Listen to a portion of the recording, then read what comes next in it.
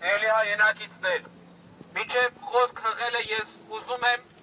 մեկ առ մեկ կարդալ Բաքվում ապօրինաբար պահվող մեր բոլոր պատանների անունները. Ալյոշա Խոսրովյան, Լյուդվիգ Մկրտչյան, Մելիքսետ Փաշայան, Գարիկ Մարտիրոսյան, Դավիթ Ալավերդյան,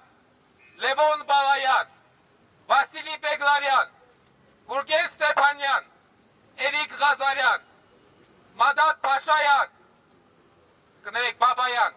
Ռաշիդ Բաբայան, Արկադի Ղուկասյան, Բակո Սահակյան, Արայիկ Հարությունյան, Դավիթ Մանուկյան, Դավիթ Բաբայան, Դավիթ Իշխանյան, Լևոն Մնացականյան և Ռուբեն Վարդանյան. Free Armenian hostages back! Free Armenian hostages back! Free Armenian hostages back! Free Armenian hostages back! Ես իմ խոսքում ուզում եմ հատուկ ուշադրություն դարձնել մի հանգամանքի վրա, որ այս մարդիկ գտնվում են Բաքվի բանտում մի շատ պարզ և անօտարելի իրավունքի իրացման համար, և դա Արցախի ժողովրդի ինքնորոշման և ազատության իրավունքն է։ Ազատության և ինքնորոշման ձգտող ժողովուրդների ներկայացուցիչները չեն կարող համարվել ահաբեկիչներ, և դա փոխնախագահ Պենսը շատ լավ պետք է իմանա,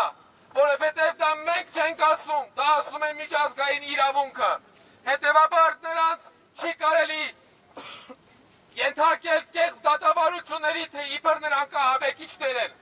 Մեր խնդրանքը միջազգային հանրությանը և այս պարագայում Ամերիկայի Միացյալ Նահանգներին որպես Հայաստան-Ադրբեջան բանակցություններում կարևոր դերակատար այն է, որ չի կարող լինել խաղաղություն, երբ բուժված չեն վերքերը, չի կարող լինել խաղաղություն առանց հումանիզմի, առանց հումանիտար հարցերի կարգավորմանը։ Եվ ուրեմն բոլորը միասին նորից կրկնենք ազատություն հայ պատաններին, ազատություն հայ պատաններին, ազատություն հայ պատաններին, Ազատություն հայ պատաններին! Սիրելի հայրենակիցներ, ես ուզում եմ ևս մի կարևոր հարցի անդրադառնալ։ Մեզ հետ են այսօր նաև այստեղ մեր անհետ կորած հայրենակիցների հարազատները։ Սա նույնպես շատ կարևոր հումանիտար հարց է, և սա նույնպես պետք է պարտադիր լինի խաղաղության հաստատման բանակցությունների օրակարգում։ Եվ նաև մեր խնդրանքը